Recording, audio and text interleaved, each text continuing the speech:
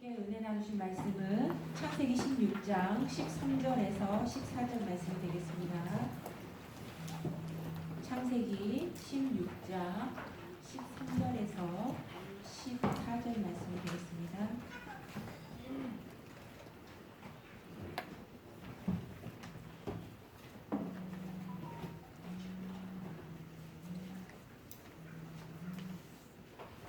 찾으신 줄 알고 함께 봉독하겠습니다.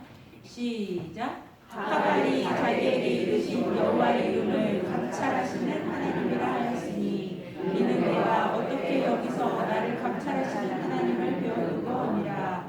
이러므로 그 샘을 부엘라헤로이라 불렀으며 그것이 가데스와 베델 사이에 있더라. 이는 하나님의 말씀이니라. 아멘. 오늘 은혜 나누실 말씀의 제목은 부엘라헤로이. 이 부엘라헤로이의 이름의 뜻이 나를 감찰하시는 살아계신 자의 우물, 이런 뜻이거든요. 나를 감찰하시는 살아계신 자, 살아계신 분의 샘, 살아계신 분의 우물, 이런 뜻입니다. 부엘라헤로이. 이 부엘이라든가 부엘라헤로이, 이 단어는 이게 우물의 이름이면서도 그 우물이 있는 그 지명의 이름이기도 하거든요. 근데 이 부엘라헤로이는 세 단어가, 히브리 원어 세 단어가 함께 모여서 만들어진 단어예요.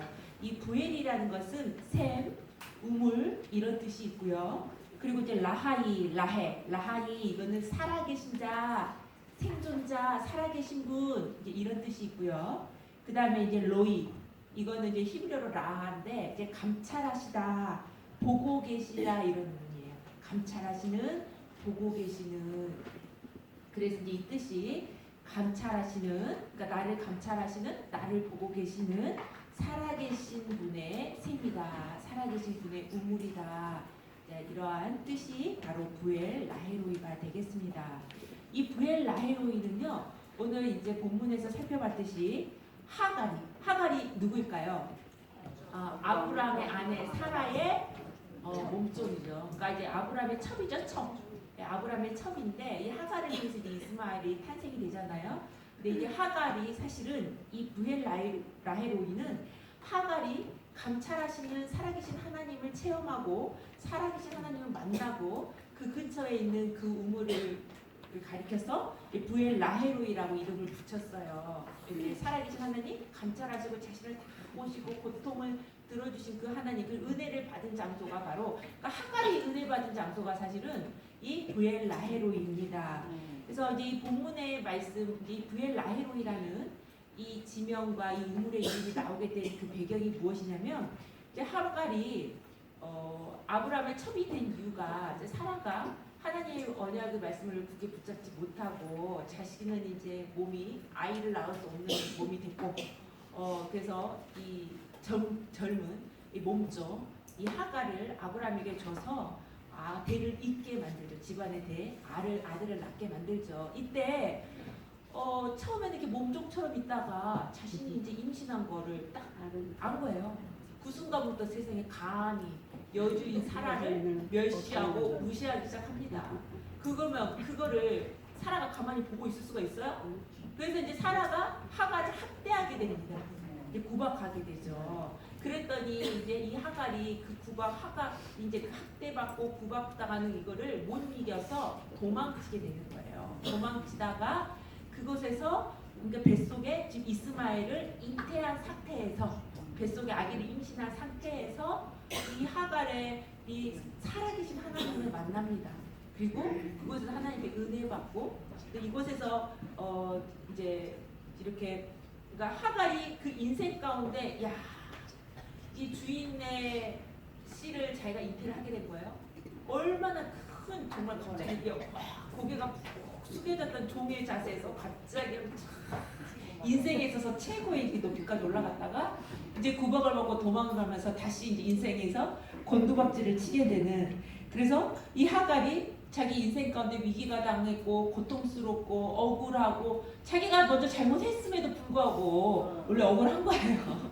억울하고 서럽고 그래서 이제 그랬는데 그 가운데 하나님께서 만나주신 거예요. 이 하갈을. 그래서 하갈의 고통을 다 들어주시고 그래서 이곳에서 하갈이 다시 한번 하나님으로부터 위로를 받고 힘을 얻었던 장소.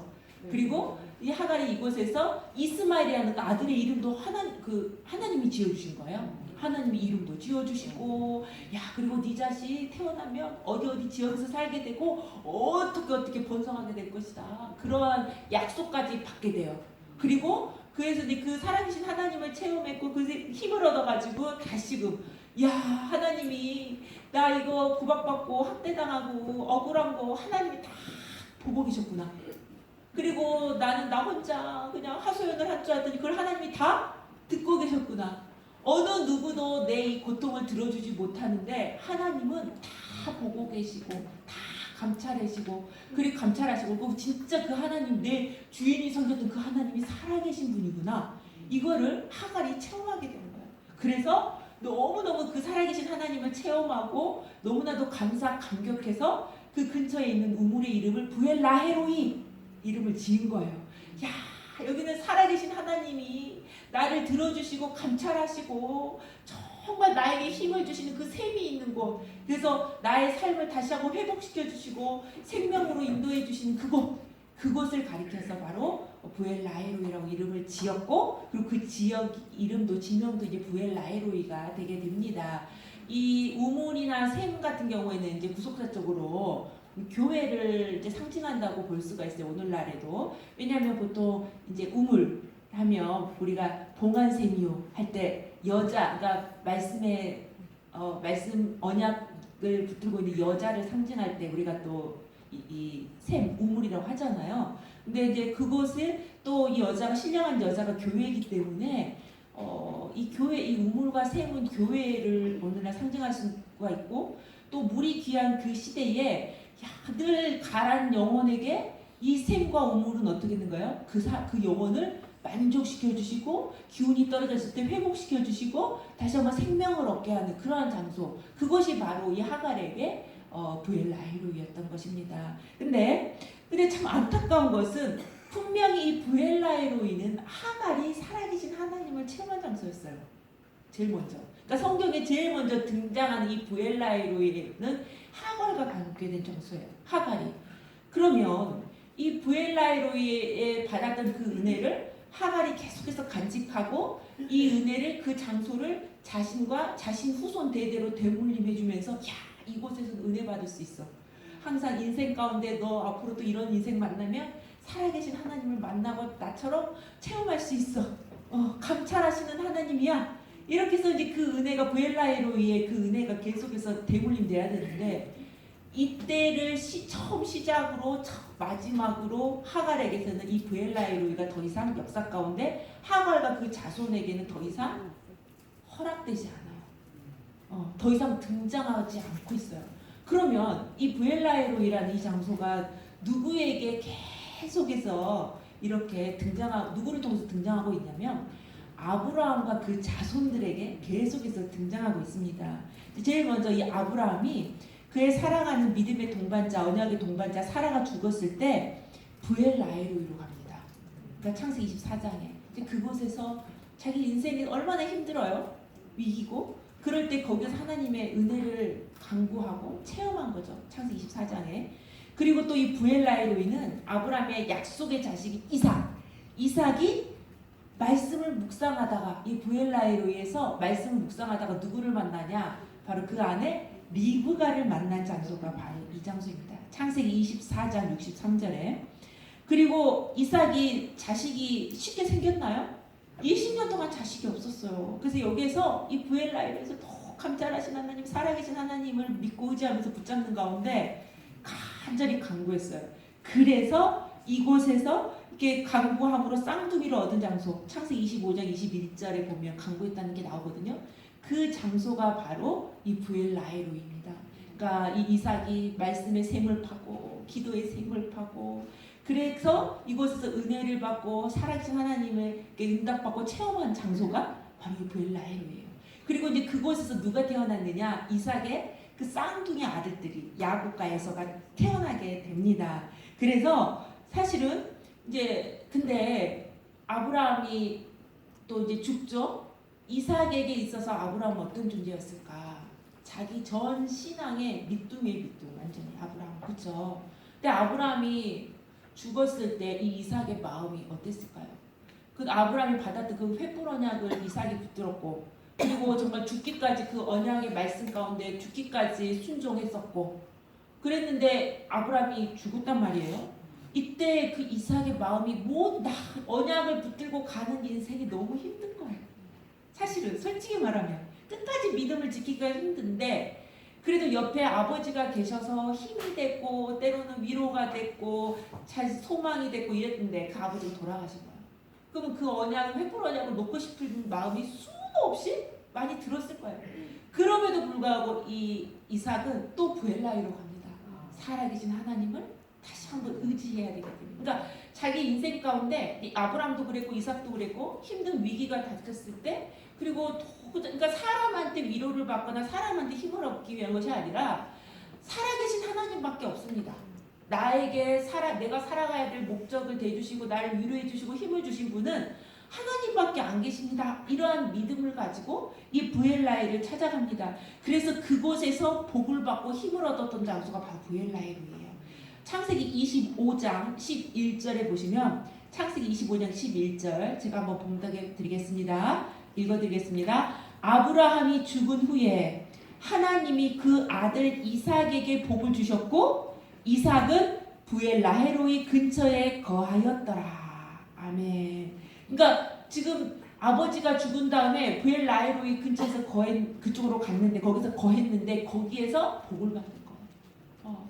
이 이삭은. 그러니까 이 부엘라헤로이는요, 진짜 살아계신 하나님, 산자의 하나님이 보시고 고통을 들어주시고 감찰해주시고 응답해주시고 역사하시고 긍휼을 베풀어 주신 장소가 바로 이 부엘라헤로이입니다.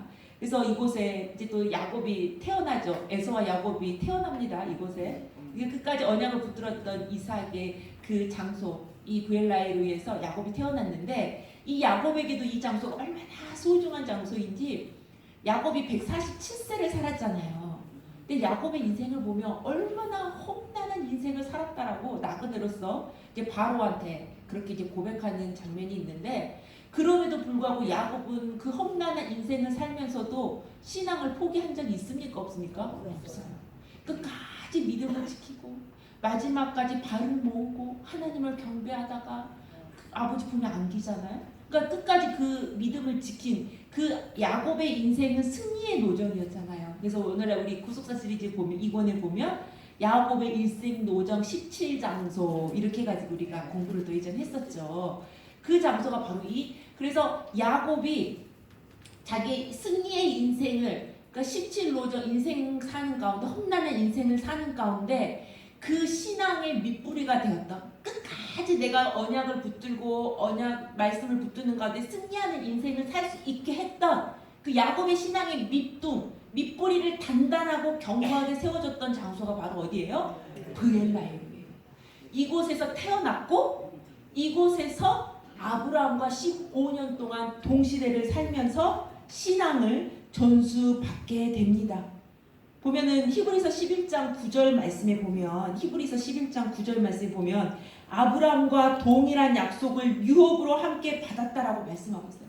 그러니까 야곱은 이 아브라함으로부터 신앙을 전수받아서 영적인 것, 신령한 것, 하늘의 것을 늘 사모하는 마음이 생긴 거예요. 이 땅에 눈에 보이는 단순히 잘 먹고 잘 사는 그 소망을 두지 않고, 어떻게 하면 내가 영적으로 더 축복을 받지? 어떻게 하면 내가 아버지 앞에 더 영적인 직분 앞에 충성할 수 있지? 내가 아버지 앞에 어떻게 하면 뜻을 위해서 더 크게 쓰임받을 수 있지? 막 영적인 것을 사모한 거예요. 왜? 아브라함으로부터 신앙을 한 장막에서 전수받았고 아브라함과 똑같은 동일한 유업을 약속으로 받은 거예요. 어디에서? 부엘라헬에서. 이러한 언약의 신학이 있었기 때문에 야곱의 전 생애가 승리의 인생이 되게 됩니다. 그래서 야곱이 하늘에 신령한 것을 사모하는 가운데 영적인 축복, 장자의 권위를 얼마나 사모할게요. 근데 그 쌍둥이 형, 원래 누가 형이에요? 에서죠. 그러면 그 장자의 축복, 야 성경에서 장자의 축복은 어마어마하죠. 근데 이 장자의 축복을요 에서는 어떻게 해요? 무시하고 업신여겼어요. 소중히 여기죠. 아유 지금 그게 문제야? 나 맨날 밖으로 세상이 좋아서 들 사람이고, 야곱은 늘 언약의 말씀 붙들고 영적인 걸 사모하고, 그래서 장막 안에서 말씀 듣기 좋아하고, 그러니 뭐 이 들 사람이었던 에서는 자기가 장자이니까 당연히 주어졌던 그 장자권을 소홀히 여기고 소중히 여기지 않고 영적인 걸 사모하지 않고, 아유 돈이 나와 떡이 나와 당장 내 눈앞에 밥이 더 중요하지. 그러니까 팥죽 한 그릇에 장자권을 팔아넘기죠. 근데 야곱은 평소에 이 장자권을 얼마나 사모했게요. 내가 하나님 찾아서 태어났는데 이 장자들은 영적인 축복이 어마무시한데, 아버지 저도 이 믿음의 대를 이을 이 횃불 언약의 대를 이을 수 있는 언약의 장자로서 나도 쓰임받고 싶습니다. 엄청 사모해서 평소에 말씀으로. 그러다가 딱 기회를 포착해가지고 팥죽 한 그릇에 장자권을 획득하잖아요. 그 장소가 바로 어디예요? 부엘라이로예요.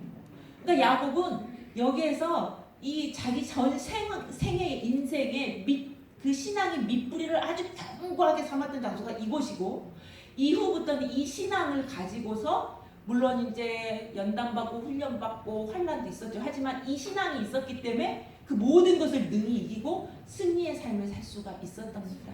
그것이 바로 그 장소가 부엘라이로예요. 그러니까 야곱은 살아계신 하나님을 이곳에서 듣고 배우고 신앙 전수함을 받고, 이곳에서 말씀의 샘, 기도의 샘, 신앙 전수의 샘 다 은혜를 받은 거죠. 자, 그렇다면 이렇게, 그래서 원로 목사님께서 이렇게 말씀하셨어요. 아니 분명히 그 부엘라이로 이런 하갈에게 처음 주어진 장소고 하갈이 받은 은혜였는데 왜 하갈에게는 이 은혜를 빼앗긴 자가 되고, 그리고 이게 아브라함의 자손들에게 이게 은혜가 넘어가게 됐을까? 이것은 하갈이, 그러니까 이건 동일한데 하나님께 버림받은 자의 동일한 특징이 있어요. 에서도 그렇고 받은 은혜를 감사하지 못하고 소홀히 여기기 때문이에요. 받은 은혜를 감사하고 간직하고 이러지 못하고 소홀히 여기는 거죠. 고린도후서 6장 1절 말씀에, 고린도후서 6장 1절 말씀에 우리가 하나님과 함께 일하는 자로서 너희를 권하노니 하나님의 은혜를 헛되이 받지 말라.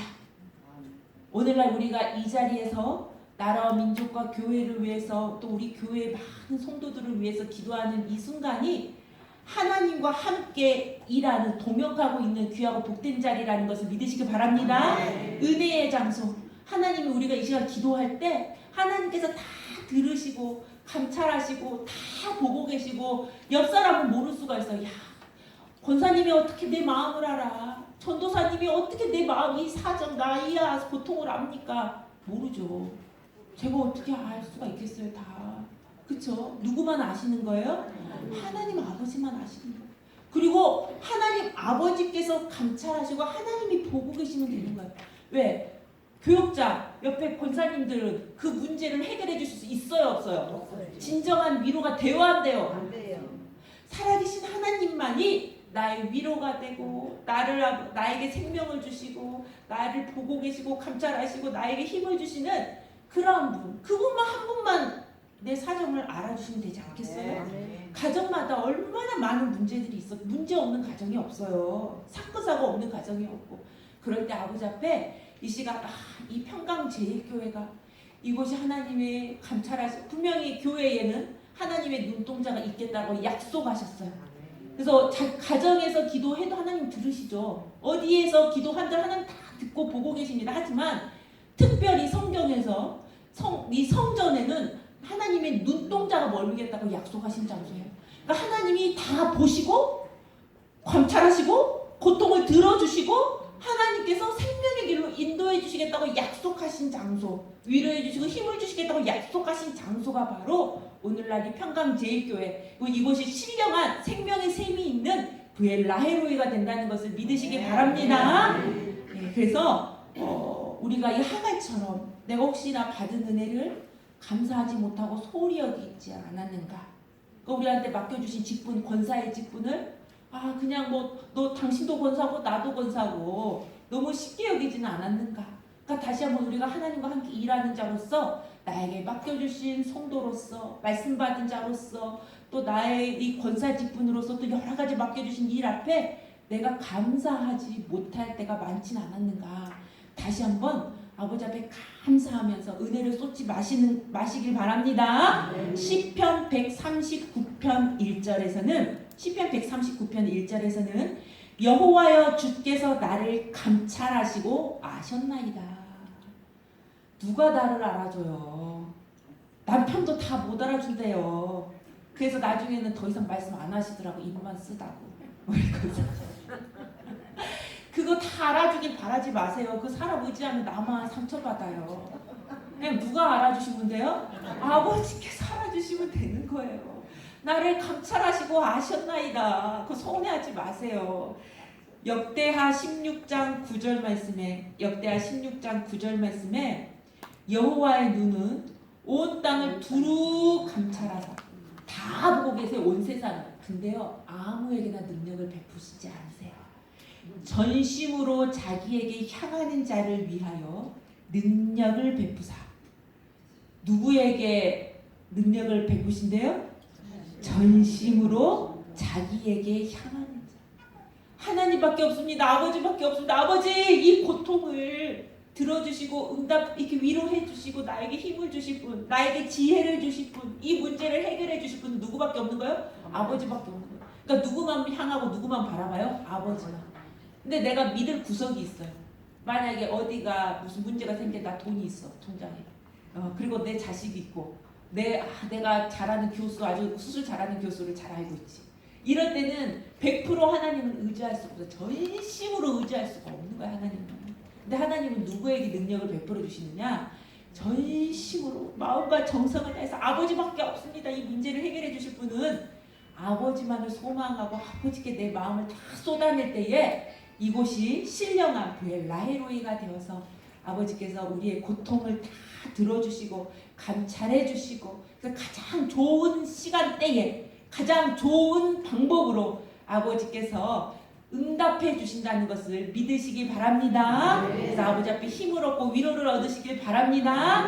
그래서 끝까지 받은 직분 앞에 감사하면서 끝까지 믿음의 대를 이어가시기를, 절대로 이 말씀의 이 은혜의 장소에서 이렇게 나가 떨어지는 것이 아니라 끝까지 은혜의 장소로 믿음으로 지키는 가운데 나의 살아계신 하나님을 자손 대대로 대물림 시켜줄 수 있는 그러한 우리 모든 평강의 성도님들 다 되시기를 간절히 소원하겠습니다. 아멘. 이 시간 기도 제목 나누고 기도하도록 하겠습니다.